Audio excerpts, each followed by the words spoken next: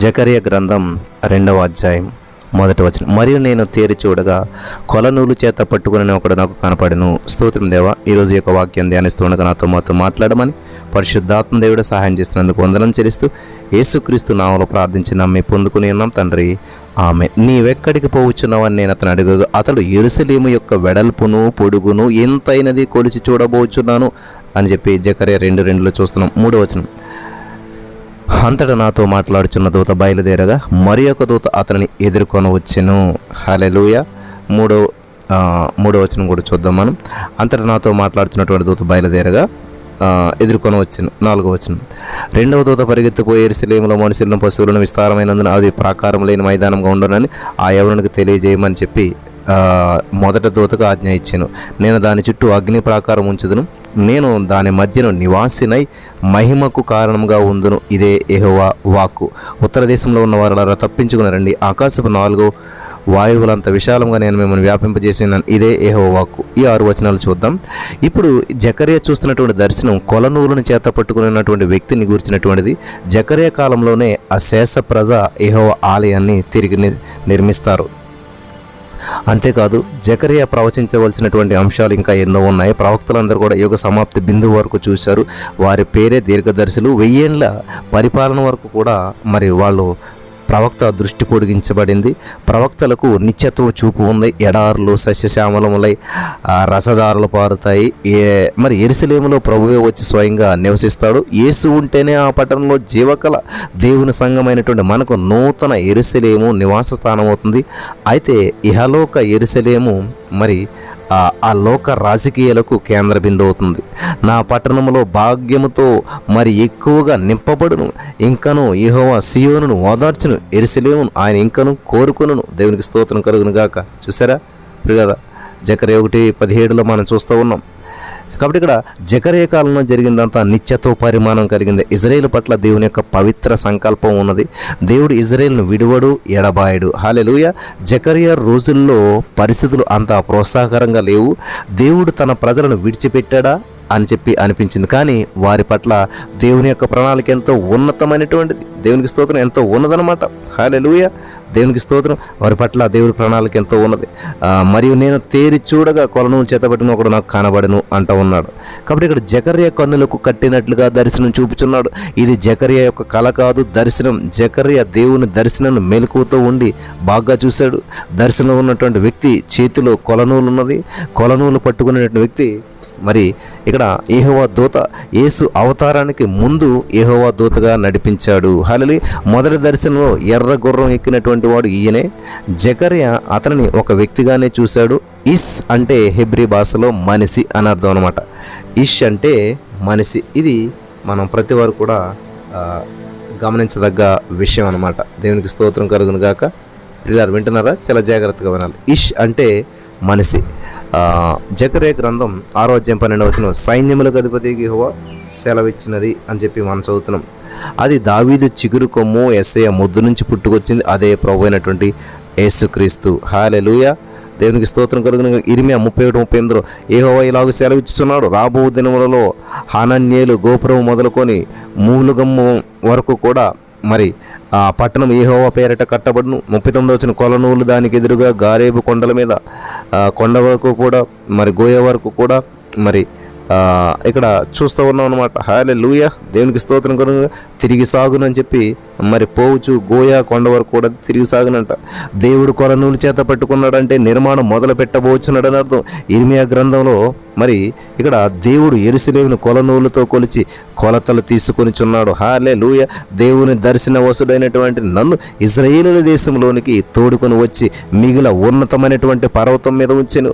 దానిపైన దక్షిణపు తట్టున ఆ పట్టణము వంటి ఇదొకటి నాకు కనబడనని హెజ్కేలు 42లో చూస్తూ ఉన్నాను. 43 అక్కడికి ఆయన నన్ను తోడుకొని రాగా ఒక మనుషుడు ఉండెను.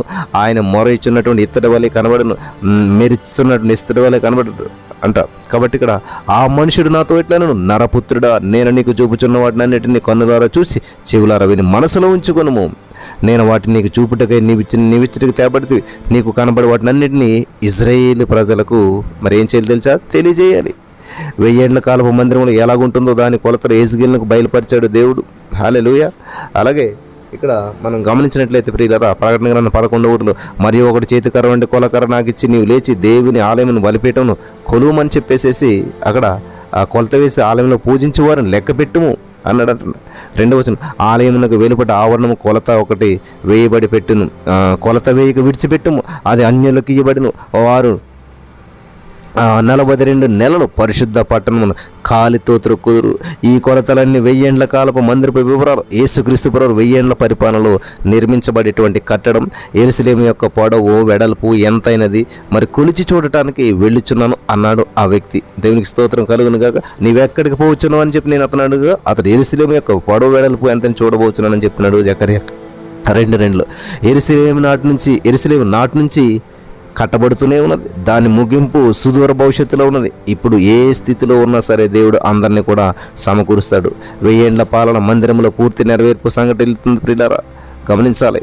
ఈ జకర్యా గ్రంథం 2:4 చదువుకోండి. ఈ యవ్వనుడు ఇక్కడ మనం గమనిస్తున్నట్లయితే అక్కడ ఈ యవ్వనునికి తెలియజేయమని చెప్పి మొదలు చెప్పిన ఈ యవ్వనుడు ఎవరో కాదు, అతడు జకర్యా వయసులో హగ్గై కంటే చిన్నవాడు. యెరూషలేములో జనాభా విస్తరించింది, ప్రాకారం లేనటువంటి మైదానం అయిపోయింది. 1000 ఏండ్ల పాలనా కాలంలో ప్రాకారములతో పని లేదు. సమాధానకర్త అయినటువంటి యేసుక్రీస్తు ప్రభువారు వారితో ఉండి యెరూషలేమును పరిపాలిస్తాడు. దేవునికి స్తోత్రం కలుగును గాక. హల్లెలూయా. ప్రభువే స్వయంగా మరి వారి మధ్యలో ఉండి వారిని కాపాడుతాడు. సంపూర్ణంగా దేవుని షకీనా మహిమ తిరిగి పట్టణంలోకి వస్తుంది. ప్రభువే షకీనా మహిమ. హల్లెలూయా. దేవునికి స్తోత్రం కలుగును గాక. అబ్రామా భయపడకము, నేను నీకు కేడము బహుమానం అత్యధికమగునని చెప్పి ఆదికాండం 15:1 దేవుడు చెప్పినాడు. దేవుని వాగ్దానాలు ఎంతైనా సరే నమ్మదగినటువంటి ప్రియులరా, దేవుడు చెప్పాడంటే చేస్తాడు. దానియేలు, యెహెజ్కేలు, జకర్యా, ప్రకటన గ్రంథాలన్నీ కూడా దార్శనికమైనటువంటి గ్రంథాలే. యేసు ప్రభువు వచ్చి తన రాజ్యమును స్థాపించుతాడనేటువంటి మహా సంఘటన వైపు, ఈ దార్శనికమైనటువంటి ప్రవచనం వైపు ప్రవచనాలన్నీ కూడా వేలు పెట్టి చూపుతున్నాయి. రాబోయేటువంటి మహిమను గురించి యెహెజ్కేలు గ్రంథం 43వ అధ్యాయం చాలా చక్కగా వివరిస్తూ ఉన్నది. తర్వాత అతడు తూర్పు మరి తర్వాత ఇక్కడ మెస్సయ్య యేసుక్రీస్తు తన ఆలయంలోకి వస్తాడు. ఆయన షకీనా మహిమ అందులో ప్రకాశిస్తూ ఉన్నది. హల్లెలూయా. తరువాత అతడు తూర్పు తట్టు చూసి గుమ్మమునకు నన్ను తోడుకొని రాగా అంటున్నాడు. యెహెజ్కేలు 43:2 ఇశ్రాయేలు దేవుని ప్రభావం తూర్పు దిక్కున కనబడింది. దాని నుంచి పుట్టినటువంటి దాని విస్తార జనముల దాని వల్ల కనబడి ఆయన ప్రకాశం చేత భూమి ప్రజ్వరిల్లెను. మెస్సయ్య అనగా యేసుక్రీస్తు ప్రభువు తన ఆలయంలోకి వచ్చే సన్నివేశం ఇది. ఆయన తూర్పు నుండి వస్తాడు. యెరూషలేము ప్రాకారం గుమ్మలలో తూర్పు గుమ్మము యూదులకు ఈ రోజు వరకు కూడా ఎంతో ప్రాముఖ్యమైనటువంటిది. ఇప్పుడు అది మూయబడింది. తూర్పు గుమ్మమునకు ఎదురుగా మరి వేల కొలది సమాధులు ఉన్నాయి. అవన్నీ కూడా ఇశ్రాయేలీయుల సమాధులే. ఈ ప్రవచనం నెరవేర్పు వేళలో వారికి పునరుత్థానం ఉందనేటువంటి బలమైన నిరీక్షణ ఉన్నది. తూర్పు ద్వారమున మెస్సయ్య వచ్చినప్పుడు తాము అక్కడ హాజరై ఉండాలని చెప్పేసి వారి యొక్క ఆలోచన అన్నమాట, వారి తీవ్రమైన కోరిక. హల్లెలూయా. యెహెజ్కేలు 43:3 చెప్పినాడు, నాకు కనబడు దర్శనము పట్టణమును నాశనము చేయుటకే నేను రాగా నాకు కనబడిన దర్శనము వలె ఉండును. మరియు కేబారు నది దగ్గర నాకు కనబడిన దర్శనం వంటి దర్శనములు నాకు కనబడగా నేను సాగిలపడితిని. తూర్పు తట్టు చూసి గుమ్మం అని చెప్పి ఇక్కడ చెప్తున్నాడు. యెహెజ్కేలు గారు చాలా స్పష్టంగా మాట్లాడుతున్నారు. 43:5 ఆత్మ నన్ను ఎత్తి లోపట ఆవరణంలోకి తీసుకుని రాగా యెహోవా తేజో మహిమతో మందిరం నిండి ఉండెను. యెహెజ్కేలు 43:6 మందిరములో నుండి ఒకడు నాతో మాట్లాడినట్టుగా నాకు శబ్దము వినబడిన. అప్పుడు నా యొద్ద నిలిచిండు వాడు నాతో ఇట్లా నేను వారు ఇరుకున జారత్వం చేసి తమ రాజుల కళేభారములకు ఉన్నత స్థలములకు కట్టి తామైనను తమ రాజులైనను నా పరిశుద్ధ నామమును అపవిత్రపరచకుందురు. నిత్యము అన్నప్పుడు ఇది భవిష్యత్తులోనికి సుదీర్ఘ భవిష్యత్తులోనికి పొడిగించబడిందని చెప్పి అర్థం. 1000 ఏండ్ల పరిపాలనా కాలం వైపునకు ఇది చూపబడుతుంది. మన ప్రభువు తానే వచ్చి రాజ్యం స్థాపించేటువంటి కాలం ఇదనమాట. హల్లెలూయా. దేవునికి స్తోత్రం కలుగును గాక. ఉత్తర దేశం అంటే ప్రియులారా ఏంటి అనుకుంటున్నారు? ఉత్తర దేశం అంటే దేవుని మాటలు చాలా జాగ్రత్తగా వినాలి. హల్లెలూయా. ఇక్కడ ఉత్తర దేశం అంటే బబులోను. హల్లెలూయా. ఉత్తర దేశం అంటే బబులోను అనమాట. కాబట్టి ఇక్కడ ఉత్తర దేశంలో ఉన్న వారు అంటున్నాడు 2:6 జకర్యా 2:6. కాబట్టి ఇక్కడ 2:1 మరియు నేను తేరి చూడగా అంటున్నాడు ఇక్కడ. కాబట్టి ఇక్కడ యెరూషలేము పట్టణం ఆయనదే, దాని నిర్మాణం గురించిన ఆలోచన ప్రణాళిక కూడా ఆయనదే. యూదులలో శేషిత ప్రజలు ఆ నిరాశ నిస్పృహల్లో ఉన్నారు. అయినా సరే దేవుడు వారికి ధైర్యం గొలిపేటువంటి సూచనలు ఇచ్చాడు, హెచ్చరికలు చెప్పాడు, దర్శనాలు ప్రవక్తకు చూపాడు. ఇప్పుడు వారికి ప్రోత్సాహం కలిగింది. వారి ప్రయాస వృధా కాదు. కొందరే బబులోను నుంచి తిరిగి వచ్చారు.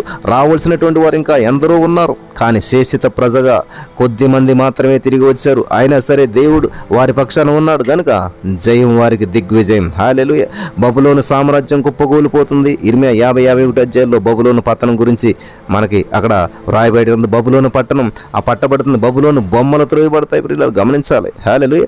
బబులోను జనములన్నిటిలో కూడా అది నీచమైనటువంటి జనం అవుతుంది. బబులోను యెరూషలేముకు మరి బబులోను యెహోవాకు విరోధంగా పాపం చేసింది కాబట్టి దాని బురుజులు పడిపోవచ్చున్నవి, దాని ప్రాకారం విరగొట్టబడుచున్నవి. ఇది యెహోవా ప్రతీకారం. జాగ్రత్తగా వినాలి. హల్లెలూయా. 50-29 బబులోనుకు రండని చెప్పి విలుకాండ్రని పిలువడి, విల్లు త్రొక్కువార్లారా వీరందరూ దాని చుట్టూ దిగుడి. అది యెహోవా మీద గర్వపడినటువంటి ఇశ్రాయేలుల పరిశుద్ధుని మీద గర్వపడింది కాబట్టి యెహోవా మాట ఇదే, కల్దీయులు బబులోను నివాసులను దాని అధిపతులను జ్ఞానులను కత్తిపోలగుదురు. యెషయా 50-35, యెషయా గ్రంథం 51 యెహోవా ఇలా సెలవిస్తున్నాడు, ఇదిగో నేను బబులోను మీదకి దాని కాపురస్తుల మీదకి వాళ్ళు నాకు విరోధంగా మరి నాకు విరోధంగా లేచిన వారి మీదకి నేను ప్రచండమైన వాయువు రప్పించదని అంటున్నాడు దేవుడు. బబులోను నిమిషంలోనే కూలిపోవును, తుత్తినీలుగా ఇర్మియా 51-8 దేవుడు చెప్తున్నాడు. బబులోను నిర్జనమై కసుపు దిబ్బలుగా ఉండును. యెషయా 51-37 దేవుడు చెప్తున్నట్టు మాట. హల్లెలూయా. విలాప వాక్యం 3:64 యెహోవా వారి చేతి క్రియలను బట్టి నీవు వారికి ప్రతీకారం చేయదువు. ఇర్మియా 51-58 దాని ఉన్నతమైన గుమ్మములు అగ్ని చేత కాల్చివేయబడును అని చెప్పి యెషయా గ్రంథం 51 అధ్యాయం 8 దేవుడు మాట్లాడుతున్నాడు. మీరు అవిశ్వాసులతో జోడుగా ఉండకూడదు. 2 కొరింథీ 6:14 చెప్తున్నటువంటి మాట. అవిశ్వాసులతో మీరు జోడుగా ఉండొద్దు అంటున్నాడు. ప్రియులారా, వింటున్నారా? చాలా జాగ్రత్తగా ఉంది. ఇక్కడ మీరు వారి మధ్య నుంచి బయలుదేరి వెడలు ప్రత్యేకంగా ఉండి అపవిత్రమైనటువంటి దాన్ని ముట్టకూడదని ప్రభు సెలవిస్తున్నాడు. 2 కొరింథీ 6:17 చూస్తూ ఉన్నాం మనం. అక్కడ జాగ్రత్తగా ఉండండి. ఈ లోక స్నేహము దేవుని దృష్టికి వైరమని మీరు ఎరుగురా అని చెప్పి మనకి దేవుని వాక్యం చాలా స్పష్టంగా సెలవిస్తుంది ప్రియులారా. ఈ యొక్క జకర్యా గ్రంథం 2వ అధ్యాయం ద్వారా అనేక ఆధ్యాత్మికమైన సత్యాలు మనం నేర్చుకుంటూ ఉన్నాం. పరిశుద్ధాత్మ దేవుడు మనతో మాట్లాడుతున్నాడు. జకర్యా గ్రంథం 2వ అధ్యాయం 7వ వచనం మనం చూసినట్లయితే అక్కడ దేవుని వాక్యం సెలవిస్తుందంటే, బబులోని దేశంలో నివాసియే వగు సియోను అచ్చటి నుండి తప్పించుకొని పోము, ఇదే యెహోవా వాక్కు. 2వ అధ్యాయం 7వ వచనం సెలవిచ్చిన మాట. 8వ వచనం, సైన్యములకు అధిపతి యెహోవా సెలవిచ్చినదేమనగా, మిమ్మల్ని ముట్టినవాడు తన కనుగుడ్డును ముట్టినవాడు అని చెప్పి ఎంచి తనకు ఘనత తెచ్చుకొనదలసి మిమ్మల్ని దోచుకొని అన్యజనుల యొద్దకు ఆయన నన్ను పంపి ఉన్నాడు. హల్లెలూయా. చూసారా? 9వ వచనం, నేను నా చేతిని వారి మీద ఆడించగా వారు తమ దాసులకు దోపుడు సొమ్మగుదురు, అప్పుడు సైన్యములకు అధిపతి యెహోవా నన్ను పంపి ఉన్నాడని చెప్పి మీరు తెలుసుకుందరు. సియోను నివాసులారా, నేను వచ్చి మీ మధ్యన నివాసం చేతును, సంతోషంగా నుండి పాటలు పాడుడి, ఇదే యెహోవా వాక్కు. దేవునికి స్తోత్రం. ఆ దినమున అన్యజనులు అనేకులు యెహోవాను హత్తుకొని నాకు జనులగుదురు, నేను మరి మీ మధ్య నివాసం చేతును, అప్పుడు యెహోవా నన్ను మీ వద్దకు పంపి ఉన్నాడని చెప్పి మీరు తెలుసుకుందరు. 2:11, 12 మరియు తనకు స్వాస్థ్యమని యెహోవా ప్రతిష్ఠితం దేశంలో యూదాను స్వతంత్రించుకొనును, యెరూషలేమును ఆయనను ఇకను కోరుకొనును. సకల జనులారా, యెహోవా తన పరిశుద్ధమైనటువంటి నివాసం విడిచి వచ్చుచున్నాడు, ఆయన సన్నిధిని మౌనులయుండుడి. జకర్యా 2:13. హల్లెలూయా. దేవుని పిలిపిది. సియోను బబులోను నుండి రా, సియోను బబులోను నుండి రా అని చెప్పి దేవుడు పిలుస్తున్నాడు. 70 సంవత్సరాల గడువు తీరింది, వచ్చేయమని చెప్పి దేవుడు పిలుస్తున్నాడు. ఎందుకనగా బబులోను పతనమైపోతుంది, కుప్పకూలిపోతుంది. ఇక దేవుని ప్రజలు అక్కడ ఉండకూడదు. కొమ్ములు లోహకారులు దర్శనంలో ఇంతకు ముందు కనిపించారు. మొదటి కొమ్ము బబులోను, ఈ కొమ్మును విరగ్గొట్టేటువంటి లోహకారుడు మాదీయ పారసీక రాజు. ఈ పారసీక రాజు వచ్చి బబులోనుకు మరి శృంగభంగం చేస్తాడు, అనగా బబులోను కొమ్ము విరగ్గొడతాడు. మాదీయ పారసీకం గొప్ప రాజ్యశక్తిగా రూపొందుతుంది. తానే తిరిగి కొమ్ము అయి దేవుని ప్రజలను వేధిస్తుంది. అప్పుడు ఈ కొమ్మును విరగొట్టేటువంటి లోహకారుల్ని దేవుడు లేపుతాడు. అదే గ్రీసు రాజ్యం గర్విస్తుంది, అతిశయిస్తుంది. అందులో నుండి అంటియోకస్ ఎపిఫానెస్ అనేటువంటి అధిపతి వస్తాడు. మహా అలెగ్జాండర్ రాజ్యం విచ్ఛిన్నమైతే అందులో నుండి వచ్చినటువంటి వాడే అంటియోకస్ ఎపిఫానెస్. వీడు ఇజ్రాయేలును నానా బాధలు పెట్టినటువంటి వాడు. అప్పుడు దేవుడు మరొక లోహకారుని లేపుతాడు. ఈ లోహకారుడే రోమ్ అనమాట. రోము వచ్చి గ్రీకు అధికారమును అంతమొందించింది. రోమా ప్రభుత్వం కూలిపోతుందని చెప్పి చరిత్ర చెబుతుంది. కానీ ప్రవచనం అంటుంది రోమా అంతరించలేదు, అది తిరిగి లేచి వస్తుంది. కడవరి దినాల్లో రోము లేచి వస్తుంది ప్రియులారా. ఈ రోమును కూలద్రోయగలిగినటువంటి లోహకారుడు ఎవరనగా ఆయనే ప్రభు అయిన యేసుక్రీస్తు వారు లోహకారుడే వడ్రంగి స్వర్ణకారుడు యేసుక్రీస్తు ప్రభు వారు నజరేతు వడ్రంగి అని చెప్పి పేరు కూడా ఉన్నది. గమనందా, గుర్తుందా? అయితే ఈయన కొలనూలు పట్టుకొని కొలతలు తీసుకున్నామని చెప్పి తీసుకునేటువంటి నిర్మాత ఈయన వచ్చి అంత్యక్రీస్తును అంతమొందిస్తాడు. అంత్యక్రీస్తును వాని రాజ్యం అంతమొందించి ఘన విజయం సాధించేటువంటి వాడు ప్రభు అయిన యేసుక్రీస్తు ప్రభు వారు. హల్లెలూయా. అప్పుడు ప్రభు అయిన యేసుక్రీస్తు ఈ భూమి మీద తన రాజ్యాన్ని స్థాపిస్తాడు. స్వతంత్ర రాజ్యం మన రాజ్యం, అది స్వామి యేసు గల రాజ్యం. ఈ దార్శనికమైనటువంటి సందేశం ఇదే ప్రియుల. యేసు రాజ్యం వర్ధిల్లాలి. హల్లెలూయా. యేసుక్రీస్తు రాజ్యం ప్రియులారా గమనించాలి. యేసుక్రీస్తు ప్రభువారి యొక్క రాజ్యం వర్ధిల్లాలి, అంత్యక్రీస్తు రాజ్యం నశించాలి. హల్లెలూయా. వింటున్నారా?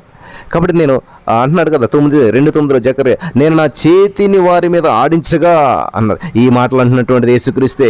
ఇజ్రాయేలు ప్రజలను దోచుకొనిస్తున్నటువంటి సంగతి యేసుక్రీస్తు చూచుకుంటాడు. హల్లెలూయా. అనగా మీరు యెహోవాకు అతి ప్రియులు, ఆయన మనలను కంటికి రెప్పల వలె కాపాడతాడు.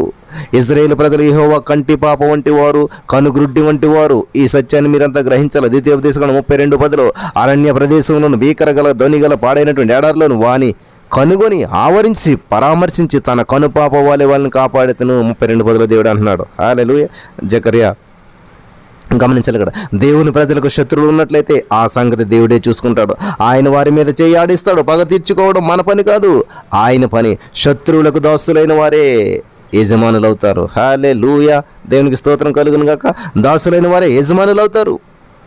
నా ప్రియమైనటువంటి సహోదరి స్నేహితులారా, సియోను కుమారి అంటే పాలస్తీనా దేశం. హల్లెలూయా. జకర్యా దర్శనం చూశాడు. దేవుని దర్శనమే మన దర్శనం. మనం మేల్కొని ఉన్నప్పుడే ఆయన దార్శనిక సందేశముల ద్వారా మనతో మాట్లాడతాడు. దేవునికి స్తోత్రం. బైబిల్లో ఉన్నటువంటి సంకేతాలు కాదు, ఆ సంకేతాలు సూచించేటువంటి సత్యం మనకు ముఖ్యం. దేవుని వాక్యమును పరిశోధించి ఆ సంకేతం వెనుక ఉన్నటువంటి సత్యాన్ని గ్రహించాలి, దాన్ని జీవించాలి, బోధించాలి, ప్రకటించాలి. ఆమేన్. హల్లెలూయా. దేవునికి స్తోత్రం కలుగును. సియోను అనేటువంటిది భౌగోళికమైనటువంటి ప్రదేశం. ఇజ్రాయేల్ దేశంలో ఉన్నటువంటి సియోను కుమారి. హల్లెలూయా అని దేవుడు సంబోధిస్తున్నాడు. అనగా దేవుడు ప్రత్యేకించి ఇజ్రాయేల్ జాతిని ఉద్దేశించి మాట్లాడుతున్నాడు. గమనించాలి ప్రియులారా. ఇక్కడ సియోను అంటే ఏంటి అనుకుంటున్నారు? సియోను అని చెప్పి దేవుడు ప్రత్యేకించి మాట్లాడుతున్నటువంటి మాటను మీరు ఒకసారి గమనించాలి ప్రియులారా. సియోను కుమార్ అంటే అక్షరాల ఇజ్రాయేలే. హల్లెలూయా. సియోను కుమార్ అంటే అక్షరాల ఇజ్రాయేలే. పవిత్ర భూమిపై దేవుడు యూదాను స్వతంత్రించుకుంటాడు. యెరూషలేము పట్ల ఆయనకు కోరిక ఎక్కువ. ఇజ్రాయేలీలే కాదు, అన్యజనులను అనేకులు దేవుని హత్తుకుంటారు. వారు దేవుని ప్రజలై దేవుని మహిమపరుస్తారు. వారు దేవుని విశ్వాసం ఉంచి దేవుని ఆధ్యాత్మికంగా అనుభవిస్తారు. ఇజ్రాయేలు యూదా అందరూ కూడా దేవుని స్వాస్థ్యం అవుతారు. అన్యులు ఎందరు వచ్చినా కూడా దేవుడు ఇజ్రాయేలుకు చేసిన వాగ్దానం మరువడు, నెరవేరుస్తాడు. జకర్యా ఈ వాస్తవం వారికి దృష్టికి తీసుకెళ్ళి వెళ్తున్నాడు. ఇజ్రాయేల్ కంగారు పడకూడదు. ఇజ్రాయేల్ దేవుని స్వాస్థ్యము. దేవుడు ఇజ్రాయేల్ని విడువడు, ఎడవాడు. దేవుడు ఎంతో కోరుకుంటున్నాడు మిమ్మల్ని. ఎంతో విశ్వసనీయుడైన యూదా దేవునికి స్వాస్థ్యం. ప్రతిష్ఠిత భూమి, ప్రతిష్ఠిత దేశం. యేసుక్రీస్తు ప్రభువు ఈ భూమిపైకి తిరిగి వచ్చినప్పుడు అది ప్రతిష్ఠిత భూమి అవుతుంది. అప్పుడు ఆయన యెరూషలేమును కోరుకుంటాడు. అప్పుడు అది 1000 ఏండ్ల పరిపాలనలో కేంద్ర పట్టణం అవుతుంది, రాజధాని అవుతుంది. ఇప్పుడు కాదు, అప్పుడు. హల్లెలూయా. యెషయా 2:2 అంత్య దినములలో పర్వతమైన యెహోవా మందిర పర్వత శిఖరమును స్థిరపరచబడి కొండల వలె ఎత్తుగా ఎత్తబడిన ప్రవాహం వచ్చినట్లు సమస్త అన్యజనులు దానిలోనికి వచ్చెదరు. హల్లెలూయా. యెషయా గ్రంథం 2:3 ఆ కాలమున సియోనులో నుండి ధర్మశాస్త్రం యెరూషలేము నుండి యెహోవా వాక్కు బయలువెళ్ళును. జనములు గుంపులుగా వస్తారంటండి. ఆయన తన మార్గముల విషయమై మనకు బోధించును, మనం ఆయన త్రోవలను నడుతుమని చెప్పుకుందాం. యెషయా 2:3 చూస్తూ ఉన్నాం. జకర్యా 2:13 సకల జనులారా యెహోవా తన పరిశుద్ధమైన నివాసం విడిచి వచ్చుచున్నాడు, ఆయన సన్నిధికి మౌనులై ఉండుడి. హల్లెలూయా. ఈ రోజునంతటా కూడా వాక్ స్వాతంత్రం గురించి మాట్లాడుతున్నాం. ఆ రోజున మౌన స్వాతంత్రం అందరికీ ఉంటుంది. దేవుడు తన పరిశుద్ధ ఆలయంలో ఉన్నప్పుడు అందరి నోళ్లు మూగబోతాయి. 1000 ఏండ్ల పరిపాలనలో ప్రభు ప్రత్యక్షంగా తన ప్రజల మధ్య తన ప్రతిష్ఠిత ఆలయంలో ఉంటాడు. దేవునికి స్తోత్రం కలుగును గాక. జకర్యా ఈ మాటలు అంటూ ఉంటే ప్రజలు ఎంతో ఆదరణ పొందారు ప్రియులారా. ప్రజలంతా కూడా మరి ఎంతో ఆదరణ కలిగించింది. ఈ మాటలు మనకు కూడా ఎంతో ఆదరణ కలుపుతూ ఉన్నాయి. మనలో ప్రతి ఒక్కరిని కూడా యేసుక్రీస్తు ప్రభువారు మరి ఒక ప్రత్యేక ప్రణాళిక ఉంది ఆయనకి. దేవుని చిత్తం మనలో, నీలో, నాలో నెరవేరుతూ ఉంది. తన చిత్తాన్ని, తన యొక్క అభిష్టాన్ని మరి మనలో నెరవేర్చడమే దేవుని యొక్క ఆనందం అన్నమాట. హల్లెలూయా. కాబట్టి ఈ విషయంలో మనం దేవునితో సహకరించాలి. పరలోకంలో నెరవేరినట్లే దేవా నీ చిత్తం నా జీవితంలో నెరవేరాలని చెప్పి మనం ప్రార్థించాలి. దేవుడు నడుస్తున్నటువంటి దిశలోనే మనం కూడా నడవాలి. 1000 ఏండ్ల పరిపాలనా కాలం ప్రవక్తల హృదయాలను పరవశింపజేసేటువంటి అంశం అనమాట. హల్లెలూయా, దేవునికి స్తోత్రం. దేవుని బిడ్డలకు అది ఎంతో అతిశయాస్పదం అనమాట. నేను ఒక దూతను నీకు ముందుగా పంపుచున్నాను. నిర్గమకాండం 23:20 దేవుడు చెప్తున్నాడు, నేను ఒక దూతను నీకు ముందుగా పంపుచున్నాను. ఆయన సన్నిధిని జాగ్రత్తగా నుండి ఆయన మాట వినవలను, ఆయన కోపం రేపవద్దు అని చెప్పి ఇక్కడ చాలా స్పష్టంగా దేవుడు నిర్గమకాండం 23:37 చూస్తున్నాం మనం. అందుకు ఆయన, దేవునికి స్తోత్రం కలుగును గాక, అందుకు ఆయన నా సన్నిధి నీకు తోడుగా వచ్చును, నేను నీకు విశ్రాంతిని ఇస్తానంటున్నాడు. వారి యావత్ బాధలో ఆయన బాధ నుండి ఆయన సన్నిధి దూత వారిని రక్షించెను. దేవునికి స్తోత్రం కలుగును గాక. వింటున్నారు ప్రియులారా? ఆయన సన్నిధి దూత వారిని రక్షించెను. ఈ సన్నిధి దూత యేసుక్రీస్తే. ఈయన ఆలయంలో ఆయన స్వయంగా వచ్చి ఉన్నప్పుడే అది ప్రతిష్ఠిత ఆలయం అవుతుంది. గమనించాలి, ప్రతిష్ఠిత ఆలయం. దేవుని కుమారుడు సశరీరుడై మొదటిసారి వచ్చాడు, ఈసారి ఆయన మహిమలో రాబోచున్నాడు. దేవునికి స్తోత్రం కలుగును గాక. హల్లెలూయా. ఆ వాక్యము శరీరధారి కృపా సత్య సంపూర్ణంగా మన మధ్య నివసించిన తండ్రి వల్ల మనకు కలిగిన అద్వితీయ కుమారుడి మహిమ వలె మనం ఆయన మహిమను కనుగొంటాం. యోహాను సువార్త 1:14 ఇక్కడ చాలా స్పష్టంగా దేవుడు మాట్లాడుతున్నాడు. హల్లెలూయా, దేవునికి స్తోత్రం. ప్రకటన 22:3 ప్రభు అప్పుడు, ఇదిగో దేవుని నివాసం మనుషులతో కూడా ఉన్నది, ఆయన వారితో కాపురముండును, వారైన ప్రజలయ్యుందురు, దేవుడు తానే వారి దేవుడయ్యుండి వారికి తోడయ్యుండును. హల్లెలూయా, దేవునికి స్తోత్రం కలుగును గాక. వింటున్నారు ప్రియులారా? యోహాను సువార్త 1:14 ఆయన మహిమాంకురం. ప్రకటన గ్రంథం 21:3 ఆయన రెండవ రాకడలో మహిమ పరాకాష్ఠ శేఖర బిందువు అవుతుంది అనమాట. హల్లెలూయా. కాబట్టి రాబోయేటువంటి ఇక్కడ మీరు గమనించాలి, ఇది చాలా ప్రాముఖ్యమైనటువంటి విషయం అన్నమాట. రాబోయేటువంటి 1000 ఏళ్ల ఏలుబడిలో అనేకులు ఆయన ప్రజలు అవుతారు. ఇది సత్యం. జనులను అనేకులు ఆయన జనులు అవుతారు అన్నమాట. జకర్యా గ్రంథం 8:20 మీరు చదువుకోండి ప్రియుల. ఈ విషయాలన్నీ మనకి దేవుడు తెలియజేస్తున్నాడు. యోహాను సువార్త యెషయా గ్రంథం 14:1 ఏలయనగా యెహోవా యాకోబునందు జాలి పడుచు ఇంకను ఇశ్రాయేలును ఏర్పరచుకుని వారిని స్వదేశమును నివసింపజేయు, పరదేశమును వారిని కలుసుకుందురు, వారు యాకోబు కుటుంబమును హత్తుకుందురు. దేవుని రాజ్య భావన ఇశ్రాయేలుతో ఆరంభమై అన్యజనులు అన్వేషిస్తూ వచ్చి చేరడంతో విశ్వవ్యాప్తం అవుతుంది. హల్లెలూయా. మలాకి 4:2 అయితే నా నామమందు భయభక్తులు గలవారు మీకు నీతి సూర్యుడు ఉదయించును, అతని రెక్కల ఆరోగ్యము కలుగజేయను, గనుక మీరు బయలుదేరి ప్రభువుని దూడల వలె గంతులు వేయనట్లు గంతులు వేయదు. 1000 ఏళ్ల పరిపాలనలో ఉన్నటువంటి దేవుని సంఘంలో ఎంతో ఆనందం, ఎంతో ఉత్సాహం. ఆ రోజున మెస్సయ్య రాజ్యంలో సకల జాతులు వచ్చి చేరతాయి. హల్లెలూయా. ఆనందించుట అనేది వంటిది దేవుని రాజ్యం. ఆనందించేటువంటి వారిలో దేవుడు మరి ప్రియులు గమనించాలి, దేవుని నిజాయితీ కనబడుతుందన్నమాట. మనకు పరలోకంలో ఫలం అధికమవుతుందనేటువంటి ఆనందం. దేవుని రాజ్యంలో ఉండి కూడా ఆనందించినటువంటి వారు మరి ఏంటంటారు? దేవుని రాజ్యంలో ఉండి కూడా అసలు ఆనందించినటువంటి వారి పరిస్థితి ఏంటని మనం ఆలోచించినట్లే చిత్తశుద్ధి అనుమానాస్పదం అనమాట. వారి చిత్తశుద్ధి వింటున్నారు. యెషయా 52:9 యెరూషలేమునందు పాడైనటువంటి స్థలములారా ఉత్సహించి ఏకముగా సంగీత గానము చేయుడు, యెహోవా తన ప్రజలను ఆదరించెను.